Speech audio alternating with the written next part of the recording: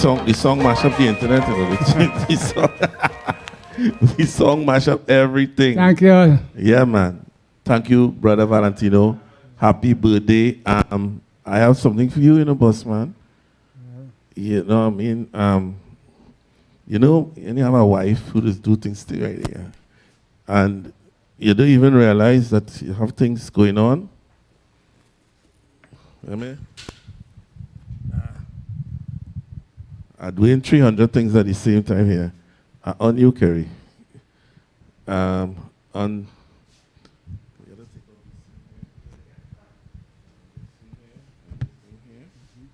this thing here.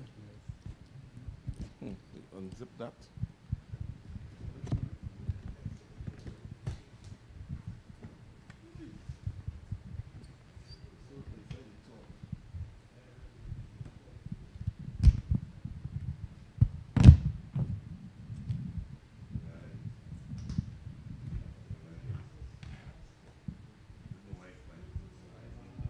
Happy birthday, Brother Valentino. All right? Right. Thanks a million. Yeah, man. Ladies and gentlemen, we thank you so much. We thank you. All who contributed, all who supported, all who donated, all who, Yeah, man. Oh. I want to present this token of appreciation to you on behalf of the wonderful work you're doing for culture. Well, this is part of my cultural life, so I know you might have some interest in it. Yeah. I would like to keep my children things close. I hear you, Daddy. So I hope you read and get some information, the things that you really didn't know. Yeah. You have some information. Beautiful. Thank you so much. Manners is music. Compilation only work. Beautiful, beautiful. And these are available in the Amazon and stuff? Yeah, this is a very unusual album. Okay. It's more jazz oriented. Okay. To the world. Yeah, man. 1976 I did that. Okay. With Stan Charman and Max. And some of the guys who used to play out in London. Right. They came in here. Yeah, what kind of Eddie Grant looking, you know that? Never necessarily. Thank you so much. These books available in Amazon or from Zeno. Nice. The man behind the music. And the man behind. Yeah. Zeno Obi Constant. Yes, Yeah, man. Thanks for all the support. Is still supporting me all the way. Yeah, and I really appreciate it. Thanks a lot, brother. Yeah, thank you so much. Ladies and gentlemen, it was nice. It was beautiful. It was beautiful. My phone is blowing up. And this is where we say good evening, goodbye. It was beautiful.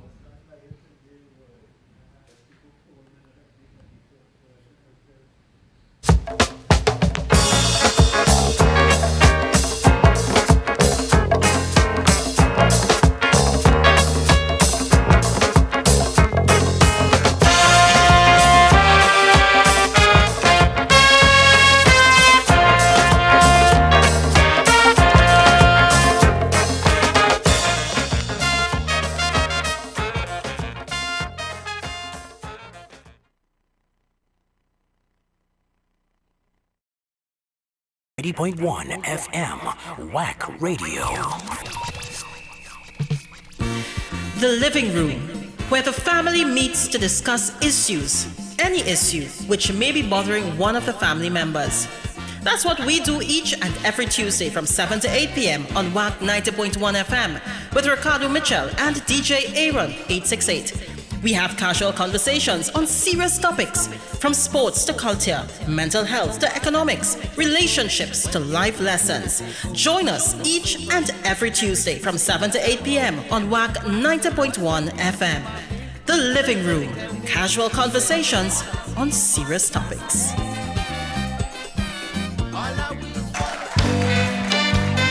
This one is careless mothers. The mothers that leave their baby uncared for and still looking for reward when they get older. Now listen to this story. Careless mothers. Not all mothers, careless.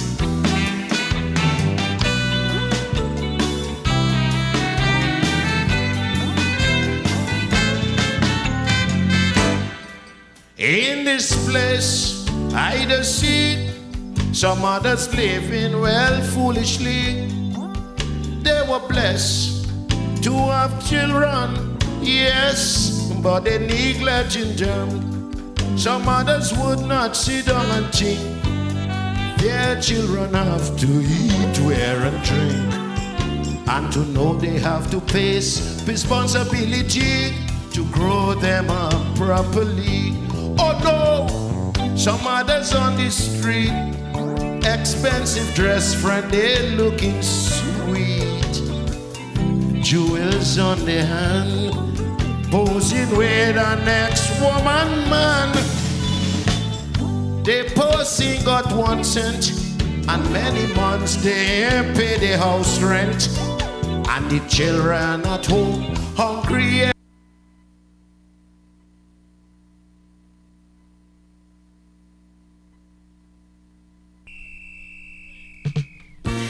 The living room, where the family meets to discuss issues, any issue which may be bothering one of the family members. That's what we do each and every Tuesday from 7 to 8 p.m. on WACK 90.1 FM with Ricardo Mitchell and DJ Aaron 868. We have casual conversations on serious topics, from sports to culture, mental health to economics, relationships to life lessons. Join us each and every Tuesday from 7 to 8 p.m. on WACK 90.1 FM. The Living Room, casual conversations on serious topics.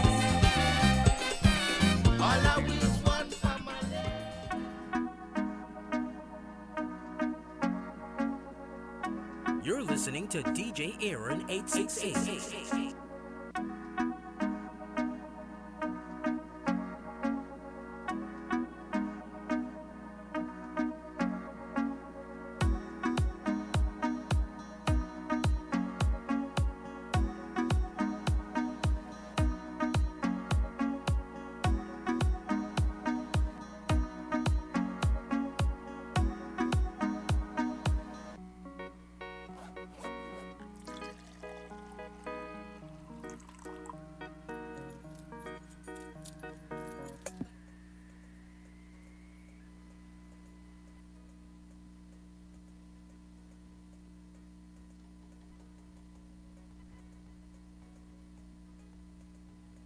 All I know for sure is that the sun is setting on another Tuesday.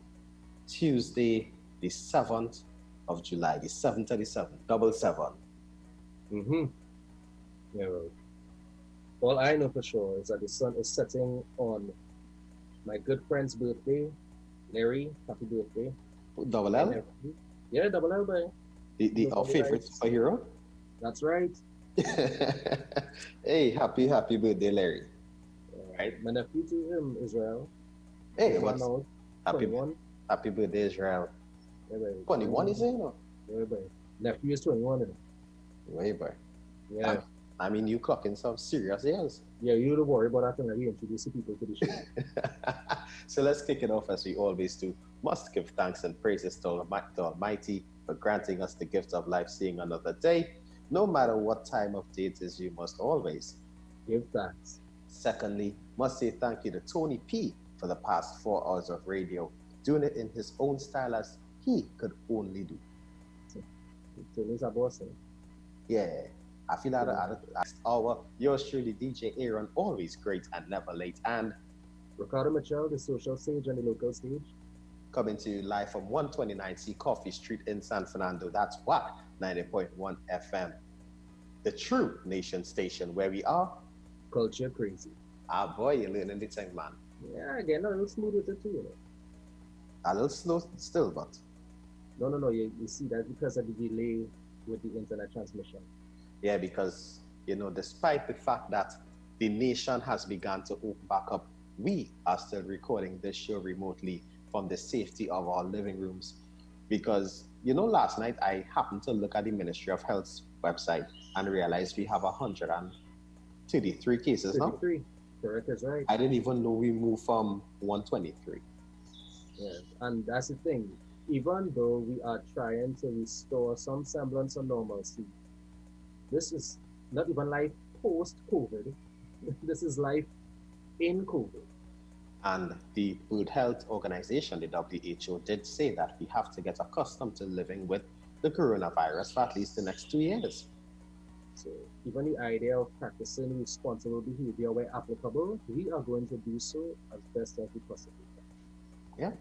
So for the interim and until things are safe to bring us back into studio to do this show, and especially with the guests that we have been having and the social spacing and physical distancing, because we can't have 4 guests in the studio.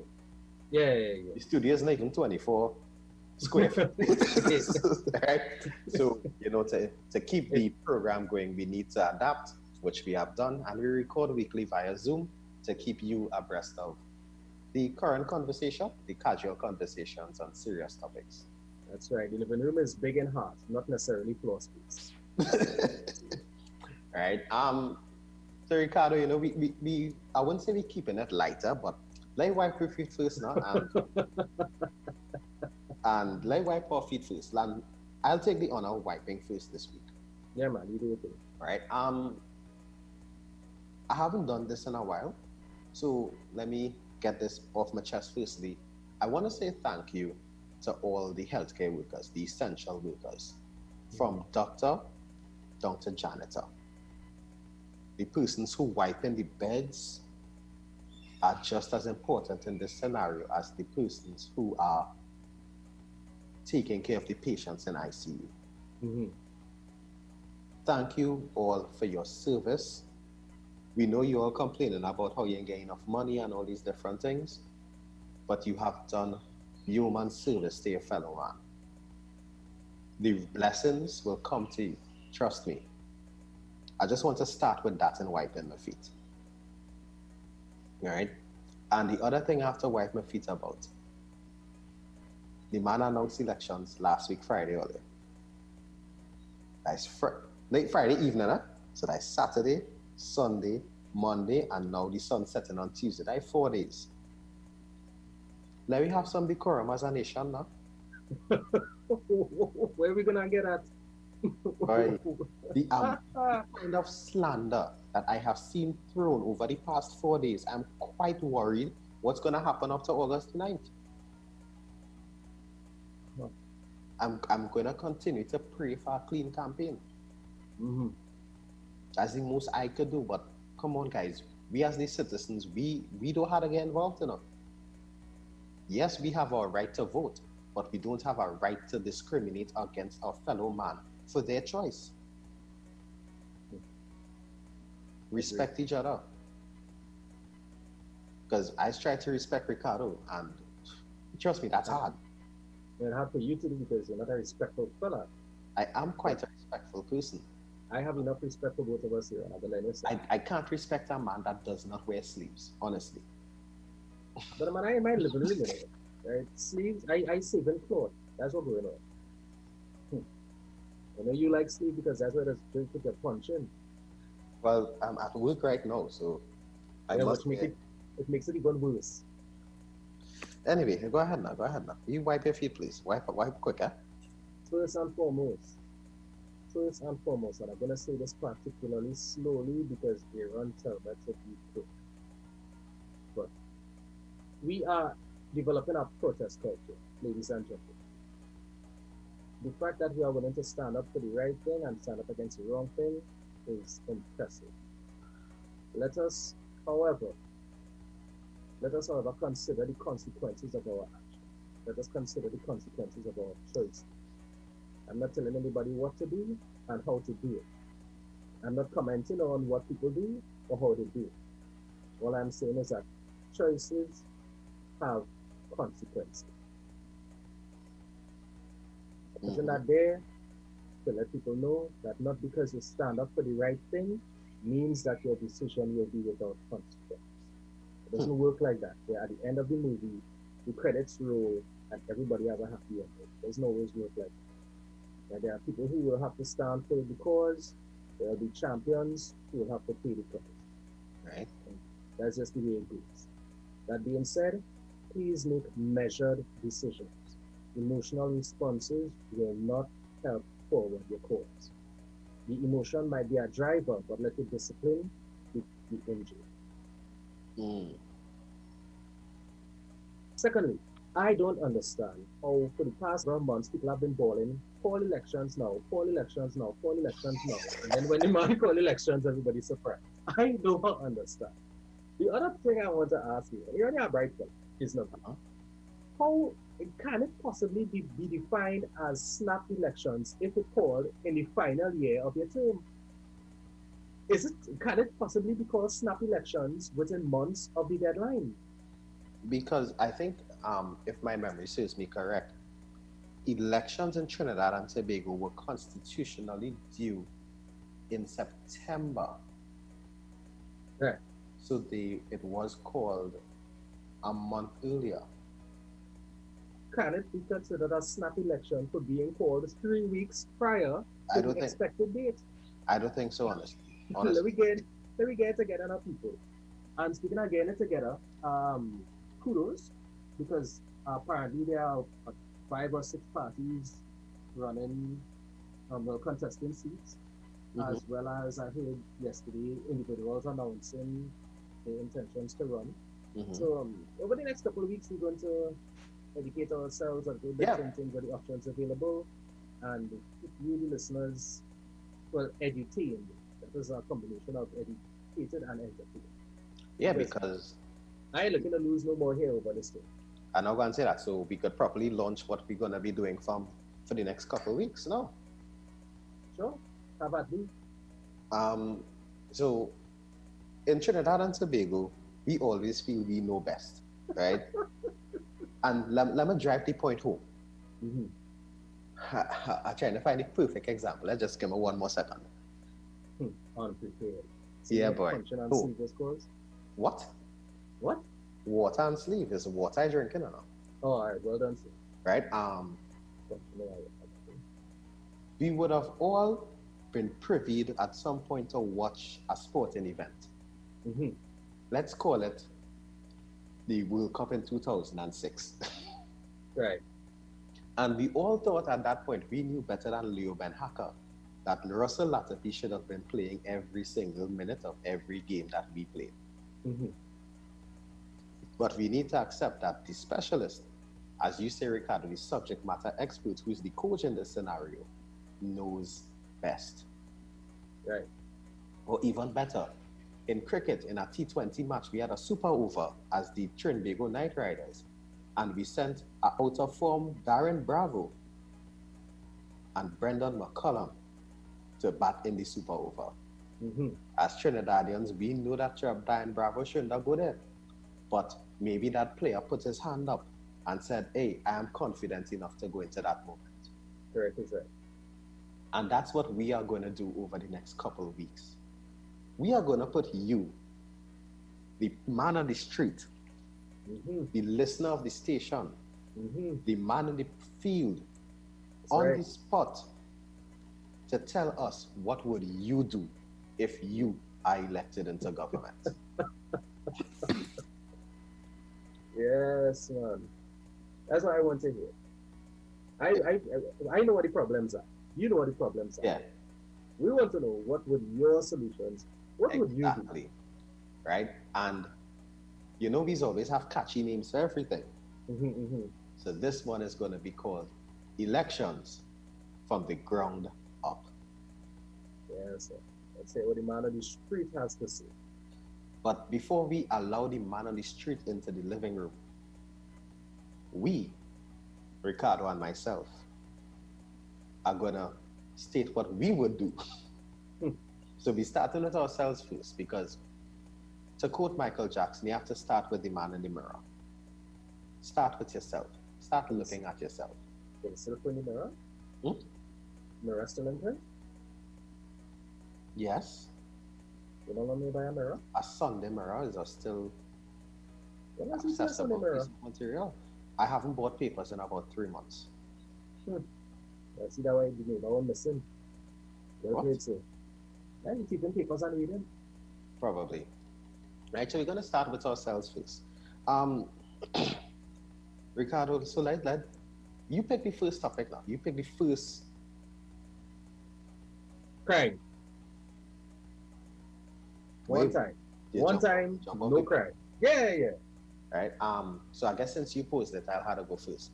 For me, first thing we need to recognize is that crime is not a government issue.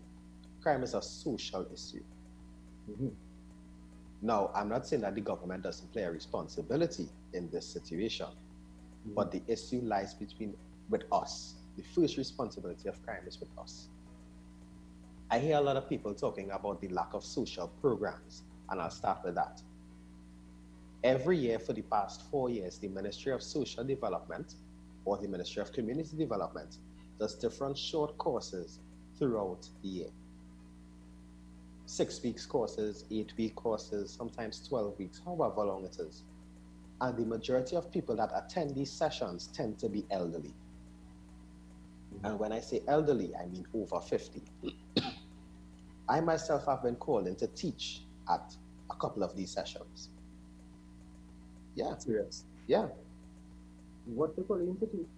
to teach finances and financing and Okay, budgeting. okay. All right.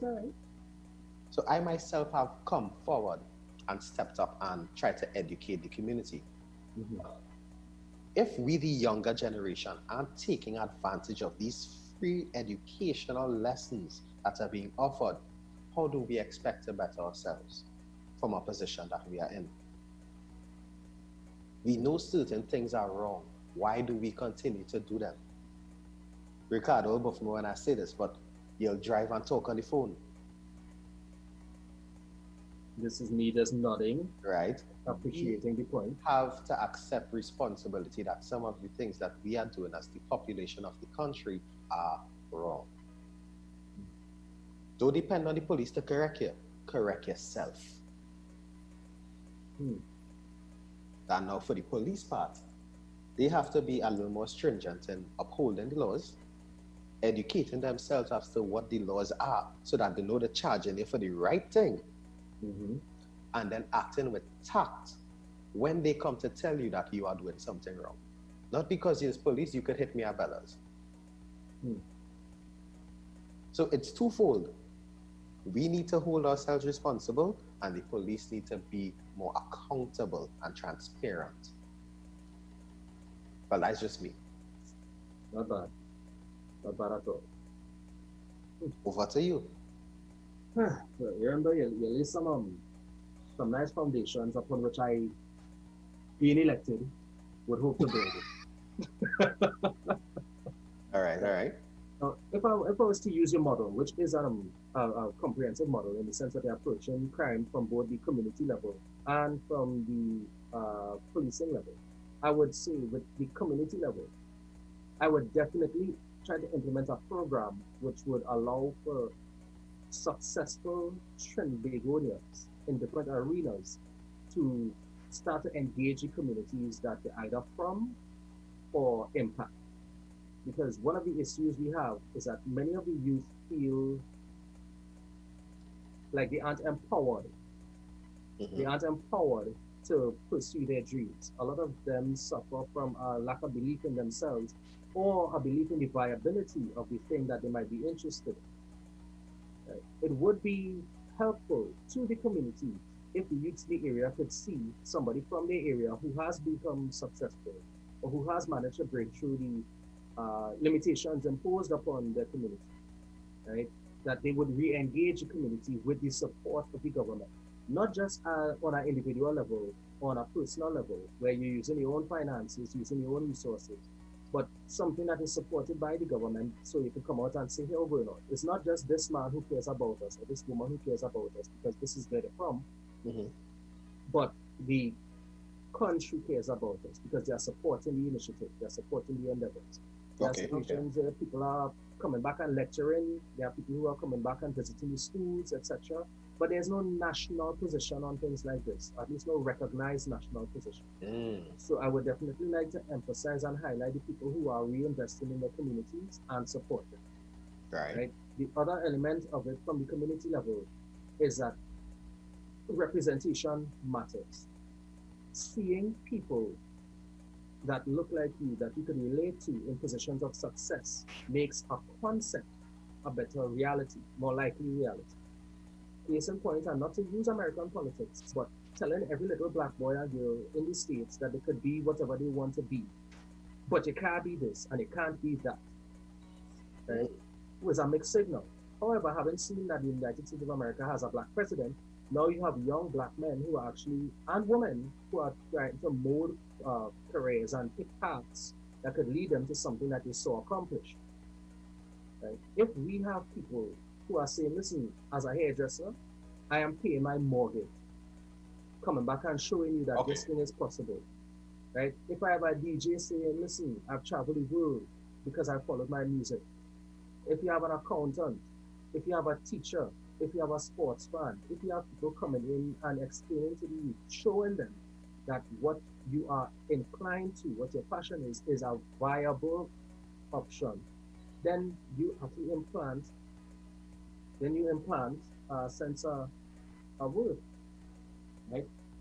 So I believe that engaging the community on the level that, all right, it is possible and that you can do it with national support as opposed to just individual support is one way to address crime, because we are giving the youth viable alternatives.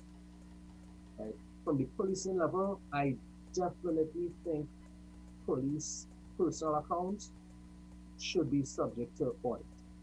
Right? I believe that if you have assets that supersede your income, right, that the source of those the source of that financing should be investigated. Right? Because as far as I can say, crime and corruption are closely intertwined, and I believe on that level as well that campaign financing should be public information. Right? I would like the parties being put in place to be accountable, not just to their campaign contributors, but to the public at large for who they hold responsible for them being in position. So, that being said, I don't think the listeners could see how big my eye opened when you said that. That being said, right, I'm looking at accountability on a community level, a personal level, and on a systemic level. All right. Right. So yeah. Right, that being said, before the cut the lights and unplug the mic. Right. So the next one we'll move on to, coming back from what you just said, and I'll go first here, is education. Right. Because one thing I think needs to change is the way in which we educate our children. Let's just start with that. I'll start with the children up to secondary school level. Firstly, we need to teach our children more life skills. Let's start with that. Secondly, we need to teach them and understand what their way of learning is. Not everybody excels at tests or academics, purely academics. From a young age, some children are more inclined to use their hands or more artistic, and we need to be able to have ways of evaluating where we channel our children to. One of the things I see is that a problem in Trinidad and Tobago became apparent when we abolished the senior sex system. When we forced everyone to go down that road of purely academics and we abolished trades in schools. So everyone was now forced into, you have to do the 7 subjects or the 9 subjects, depending on the school you go to, as opposed to your basic 5, and I could do woodwork or metal work or something of that sort. So we need to bring that back to some way and some extent. Yes, there's MIC, yes, there's NESC, but that's after you get 5 years. You should intertwine those skills into secondary schools. And now, tertiary education. GATE is a blessing, I must admit. I am somebody that has benefited from GATE. I completed my bachelor's degree, an associate degree, and a couple other courses, thanks to GATE. Thank you very much to the government for that. But with that being said, we need to streamline GATE into a more futuristic way of thinking. We cannot have every year 4,000 children graduating with a bachelor's degree in management, 2,000 people graduating with a bachelor's degree in engineering. Yes, those are fields which are needed, but we cannot be producing so many of them that when they finish school, someone with an engineering degree is going to, and I say this with no form of disrespect, is going to work in a food establishment cooking. That is creating underemployment, and we need to fix problems like that. And we also we need to cut the spending and stuff like that. That's our obvious part. Just thought I'd ease that in lastly. Over to you now, sir. As someone who has been, I wouldn't say self-taught, I prefer the term alternately educated, because the things that I've learned required a community, requires communities. I would like to approach the situation from a personal perspective. Right? We have a situation where they raise the requirements to become a teacher. They raise the pay, because part of what they're trying to do is attract teachers to the teaching programs and to the schools. We have a situation where people who are not called are becoming teachers because it affords them a certain amount of time, a certain amount of income, etc. It's an employment opportunity.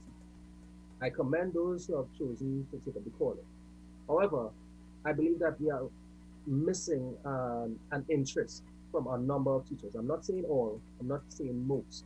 What I'm saying is that the burden of those who are called to teach is different to the burden of those who are grateful for a teaching opportunity, grateful for employment opportunity rather. Teachers are personal heroes of mine.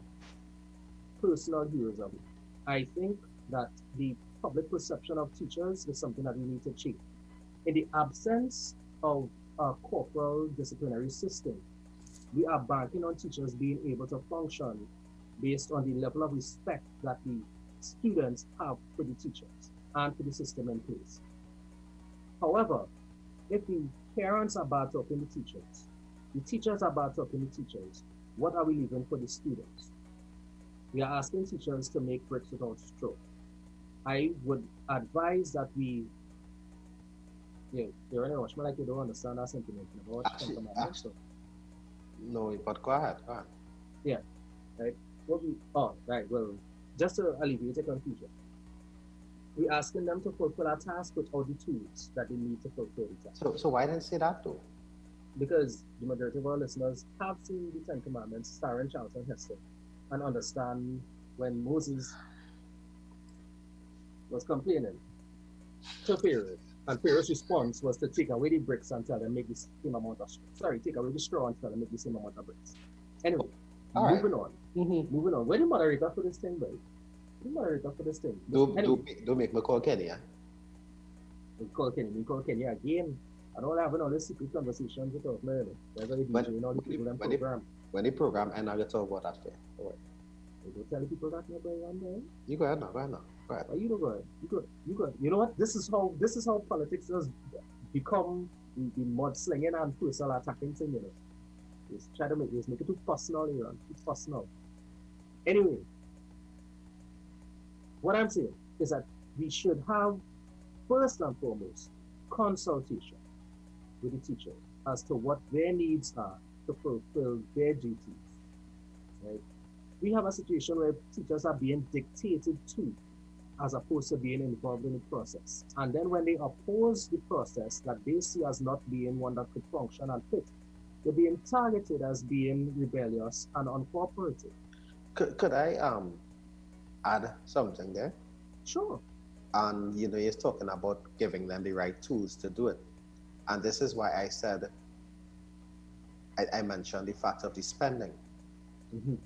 I think a lot of the spending of these, not just the education ministry, but a lot of the ministries are so focused on recurrent expenditure that we allow no room for growth. So, for example, in education, I think the last budget had probably around 60-something% of their expenditure being recurrent. 32% of new expenditure in education for me is too little. It doesn't give room for growth, as you are saying. So how could you, and the price of stationery and these tools are always going up. So how could you facilitate that if the majority of your budget is being spent on salaries and wages alone? My concern is that you're asking teachers to use their salaries to purchase the things that they need for teaching. That is a concern that people have to use their personal salaries, right, to buy stationery for students and to buy their own chalk. But it is ridiculous. Could you imagine, Aaron, that as an accountant, you go into work and you have to buy your own computer and get your own printing paper? You have to pay your internet bill? Well, you do know, from what I understand, and after this I'm going and shut up really quickly, is that at some government ministries, that's what you have to do. You had to do that. Right. Yeah.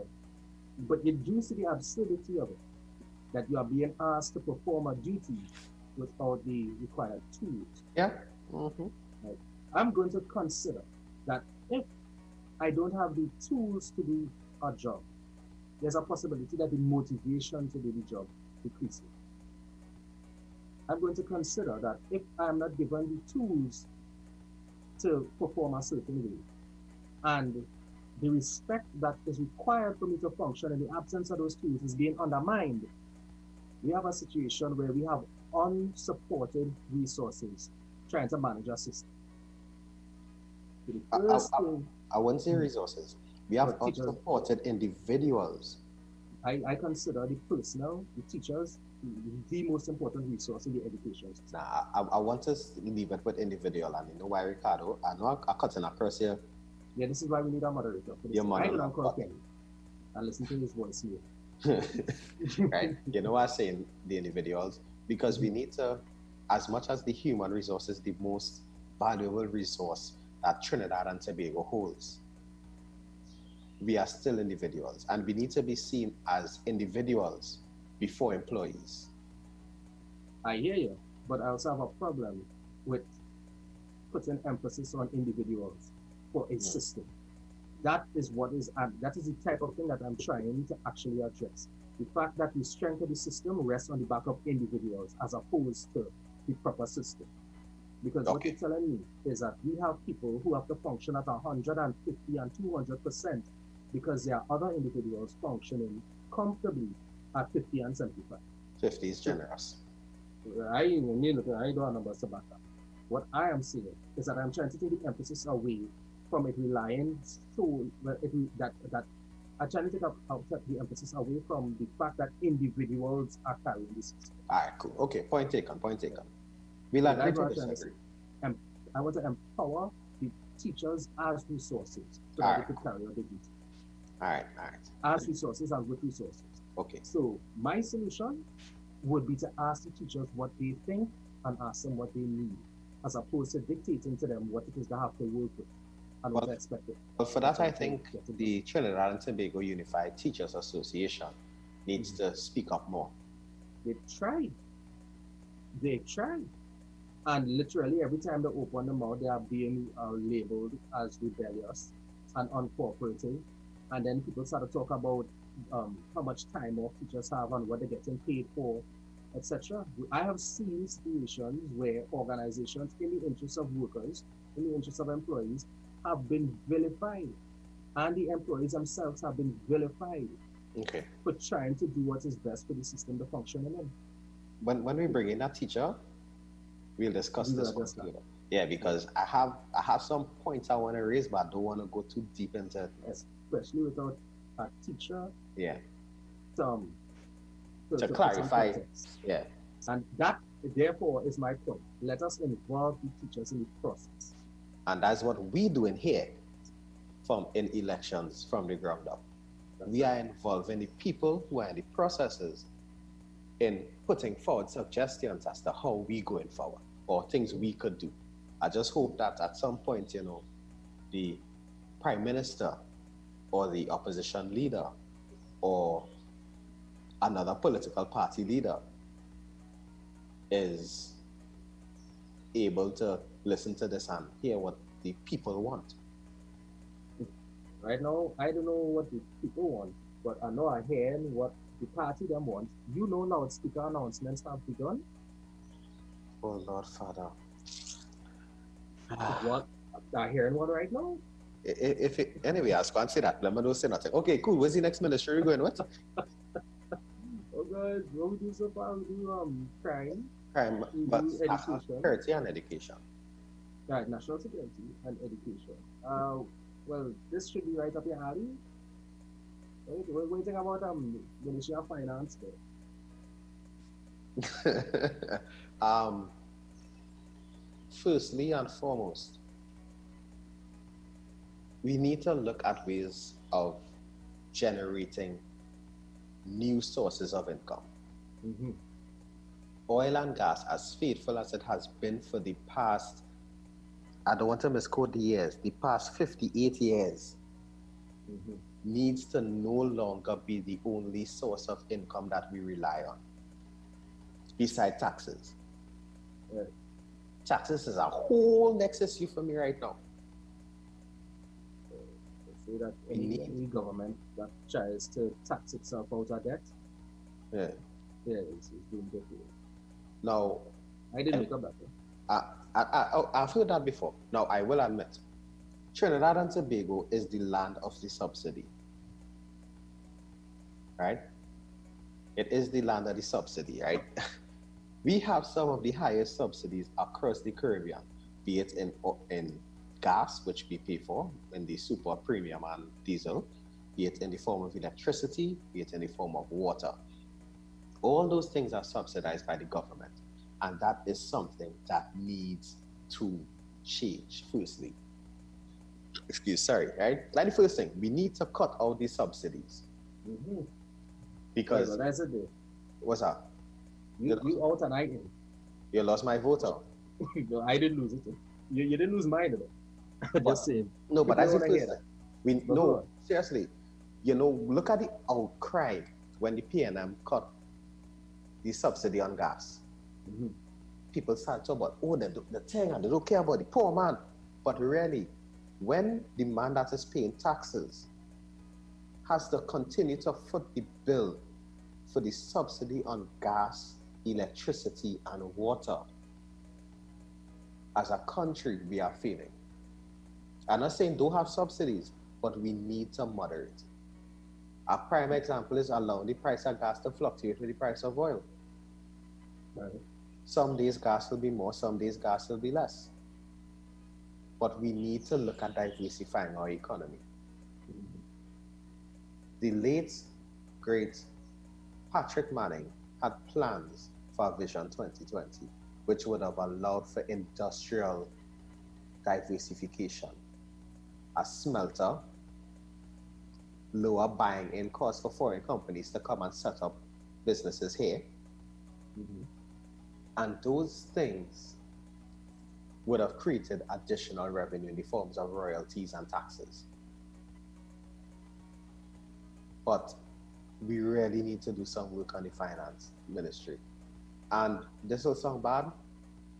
All these constant pay increases, yes, they are very important. They are very good options.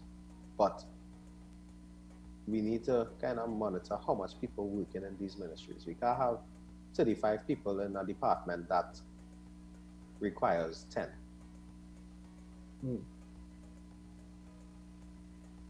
And you know where I'm coming from with that, Ricardo. But man, listen, the reason or the only thing I said was because I ended up in a form of foot in that. Right? I've seen what that cost. I've seen what that cost. And you leave that right there. Next thing people feel we have our agenda on the paper. But And that's an Iowa song? for the program, No, agenda. I know you more familiar. I'll look for it. We played Friday. That what we're talking. Yeah. Educate the people. And by people I mean me too. So you finished there with your finance contribution? For now. For now. I got a headache, honestly. strangely enough, I thought you would have come with something stronger than the repeated diversify the economy without actually saying how. But Oh, no, you don't pass the bike, you don't pass No, the no, no, bike. wait. You really want Hey. me to, you wanted me to go into how? Because I could talk for Hey. an hour about that. Very moderator, though. You don't pass the bike. You know what? I Right, can so talk you for know an hour about how, eh? No, you could. The problem is the show is only an hour long. Don't worry, when you go to the next ministry, you'll see what I could talk for an hour about it. Go ahead. Man, this is our one episode show. Anyway, so finance. First and foremost, I do agree that we have to diversify this. I would suggest that if we intend to feed ourselves, we put a little money in agriculture. We have agriculture programs, but looking at things like grants, start off with things like security for farmers and that type of thing. There's a considerable amount of loss because of things like predatory, like flood, acts of nature, acts of God, etc. Farmers absorb considerable losses when it comes to things like disease, drought, theft, even just the fact that it takes a lot of money to do a certain type of farming. I believe that we as a nation and as a government should contribute to creating farmers and to supporting farmers that currently exist. Right? I'm not saying everybody gets a bailout and everybody gets a hand. Right? What I'm saying is that we should definitely publicize a little better some of the programs and the options available to them. I am encouraged by how many people you see going into agriculture and into farming, even if it's something as small as a kitchen garden. Right? So let us start looking at ways to regularize this thing so that we could have community farmers supporting community stores, etc. Right? As much as I believe the individuals and the entrepreneurs could create their own industries and environments, I believe that we as a nation should support, we as a government should support the direction that the people are going. I think certain companies, certain utilities, certain amenities should be run like companies. I think that they should be run like companies. So are you saying they're not run like companies now? No, a lot of them aren't. Right? Companies are run to generate profits. A lot of governments are run to generate employment. So you are saying that certain industries are not being run like companies? I am telling you that certain industries are being run to generate employment. Now, I'll ask it a third time, huh? And I know I want you to say it again. Are you saying that certain companies under the... You feel if you say it 3 times automatically appear, this is not Candyman, big man, but I hear you. And I'm telling you, I'm telling you what I'm telling you. Certain industries, certain utilities, certain amenities are not being run to generate profits, they're being run to generate employment. Okay. Yeah. I hold him back a lot here. I hear you. And I know what you're holding back, and I know why you're holding it back too. Because you don't pass off the mic. No, that have nothing to do with it. Too bad we're moving on to our next topic after this. I could still mute your mic. Remember you're that? hosting. Right. You know, I realize our power is using it. No. Your power is used. No. You know what, Aaron? You mute my mic. I dare you to do it on Friday. You have enough time for that today. Anyhow, that's it for finance for you? No. My point is that if they're being run like companies, then they would take steps to generate income and boost profits. And they would be able to finance themselves. If they could finance themselves, then they won't need as much government, aka taxpayers' money to finance them. Right? The same subsidy removal thing that you're talking about, there's a reason that we have the cheapest, I think we have one of the cheapest electricity rates to the customer in the Western Hemisphere. And that's because the government pays for a lot of it. Right? I can't whistle enough. I just say. Let's move. If these organizations were to move towards things like renewable energy, like the rest of the Caribbean and the Western Hemisphere is doing, then we would have a more competitive industry and a more competitive utility provision system. But before we get people in trouble, all I say is that let me start to eliminate somebody wastage and somebody recurring. Here and I realize they're looking around like birds whistling in the background or Yeah, birds are whistling and right. Yeah, as I said before we get people in trouble.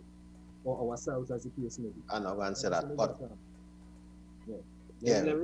We definitely need to streamline some operations, and not only that too, but aim them at the future, as opposed to having them so heavily rooted in the past.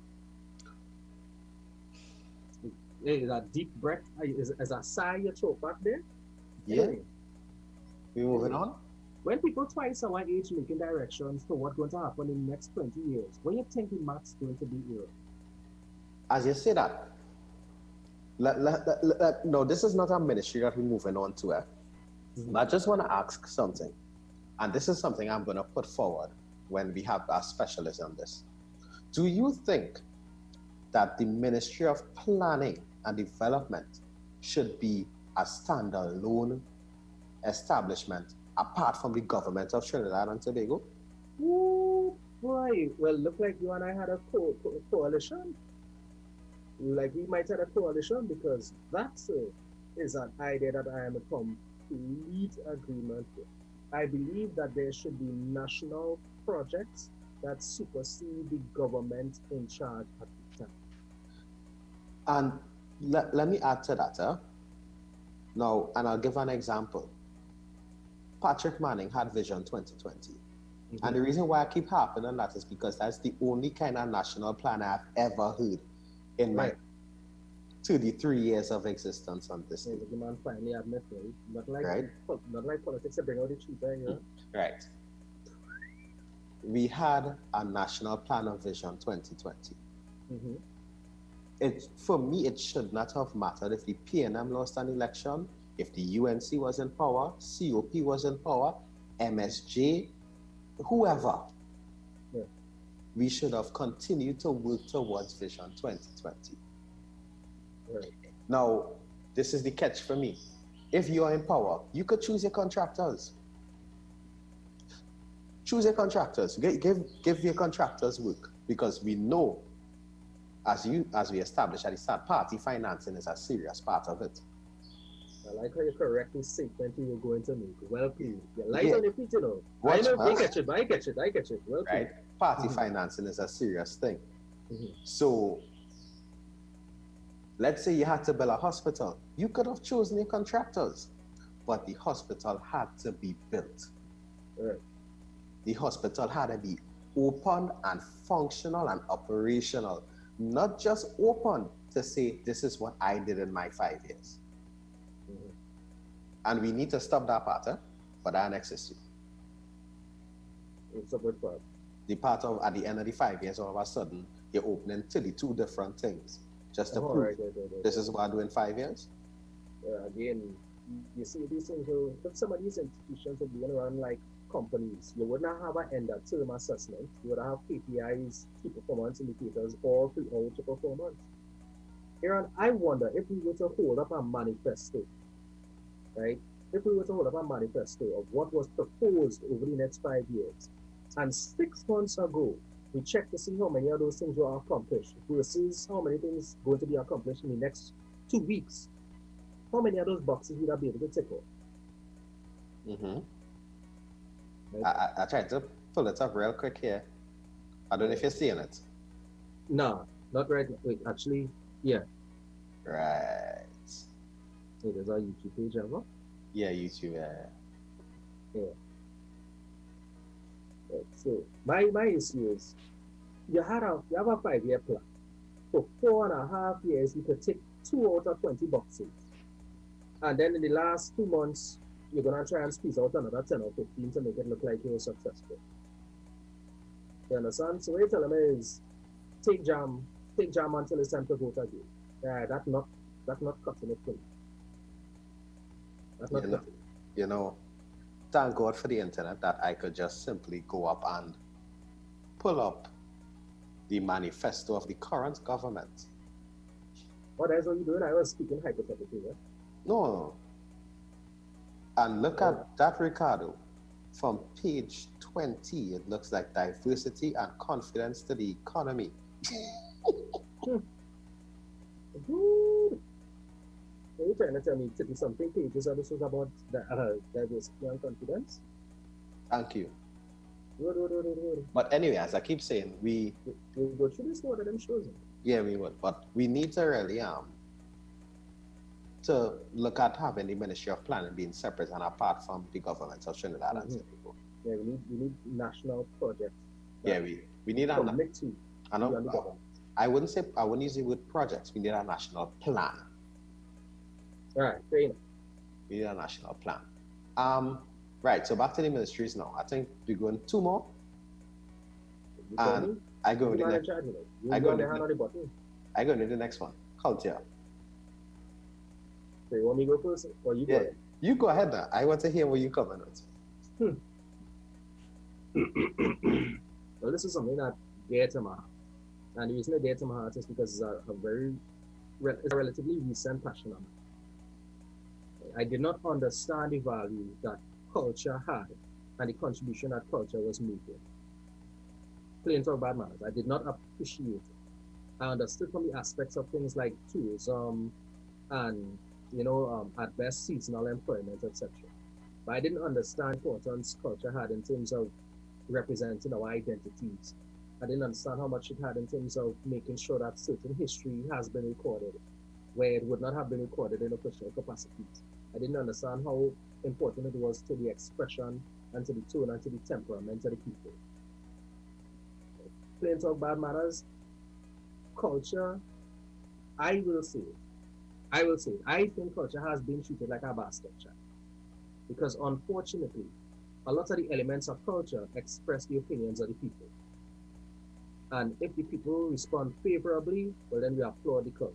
If the people respond on music and performance opportunities and recording and doing fairs and festivals and having days where the communities themselves could represent and encourage and financially support each other, right? Plain talk bad manners, culture is more than the music. I think culture is representative of community. For important Borrow Day is a big deal. Arima Borrow Day is the next big deal. But you don't really hear about other areas. Siparia have Siparia, Pet and them types of things. Right? Tobago, you'll hear Great Grace. But even in terms of these different communities being afforded the opportunity to express themselves, you don't think if you had stronger communities, right, you would have better representatives of culture. So when they have a football side from the area, they would be more involved in that as well.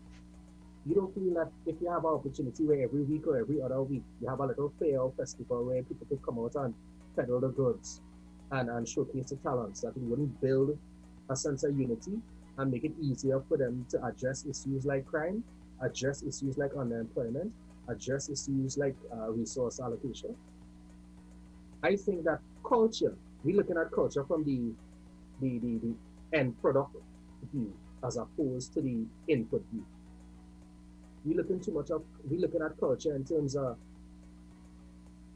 the branded, packaged marketing element of culture that we show to people when they're in the airport or when they want to Google Trinidad and Tobago and just see videos of people playing bass.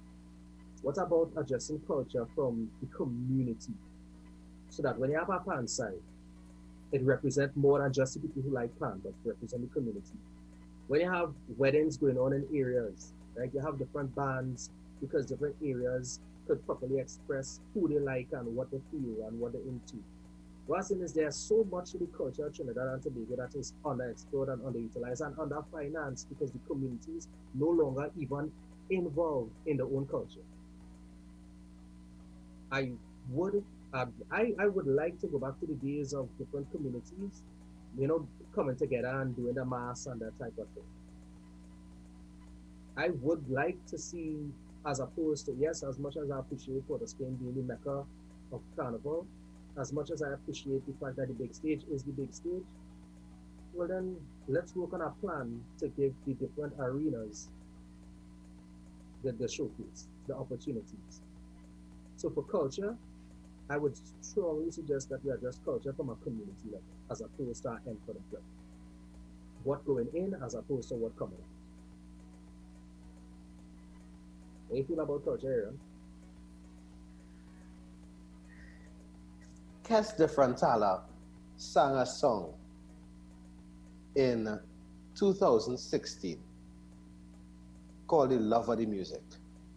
Mm-hmm. And I'm going to paraphrase a line. We sitting on something that is worth more than oil and gold. Mm-hmm. The culture of Trinidad and Tobago, in my opinion, is one of the best cultures that I have ever come across. And I've visited many countries. Yeah, music was karaoke. Right? We have gotten to a point where we appreciate the cultures of other countries before we appreciate our own. Mm. So on a personal level, firstly, Trinidad and Tobago, we need to appreciate our culture and all aspects of it. The music, the pan, the mass, and when we had Aaron Kalitran on, we established that the culture is not just the music and those things. It's how we as people interact. Mm-hmm. We need to appreciate all aspects of our culture and love it, like how we love your mother cook food. That's the best way to sum that part up. We need to appreciate our own. Because your mother could No. When next time you're making a pilau then. No. The answer is no. I know I asked somebody, the answer is no. Somebody? Right? Anyway. Probably Mountain on the 31st. Boom. Right? That's the first thing on a personal level. Now, for a government level, what the government needs to do for culture is recognize that the culture of Trinidad and Tobago is a viable business. Not just one for Carnival alone, Mm-hmm. but we need to create different levels of tourism for every aspect of our culture. That's You know, we are culture crazy, yeah? Mm-hmm. Right? Look at how many people come home every year for Borody. Mm-hmm. Who assists with the funding of Borody? Yeah. We have so many community carnivals when carnival comes around. But every year you hear about the NCC saying they don't have enough money for this. Now, that's our next whole issue for me there. Right.